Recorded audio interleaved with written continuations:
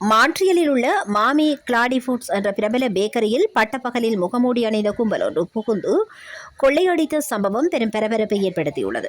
சுமார் 10 பேர் கொண்ட அந்த கும்பல் கடையில் இருந்த பொருட்களை பைகளில் அள்ளிக்கொண்டதுடன் எல்லாம் இலவசம் மற்றும் அராஜகம் வாழ்க்கை என்று முழக்கமிட்டுள்ளனர். மேலும் கடையின் ஜன்னல்களில் இலவச ரொட்டி என்றும் கடைக்குள் முதலாளித்துவ கடை என்றும் வாசகங்களை எழுதி சேதப்படுத்தியுள்ளனர். இந்த செயலை ஒரு அரசியல் போராட்டம் என்று வர்ணித்துள்ள ஒரு அனாமதேய குழு முதலாளித்துவத்திற்கும் அந்த பேக்கரியில் பயன்படுத்தப்படும் கண்காணிப்பு தொழில்நுட்பங்களுக்கும் எதிர்ப்பு தெரிவித்தே இதை செய்ததாக இணையத்தில் உரிமை கோரியுள்ளது. இந்த சம்பவத்திற்கு பேக்கரியின் உரிமையாளர்கள் மற்றும் ஊழியர்கள் கடும் கண்டனம் தெரிவித்துள்ளனர்.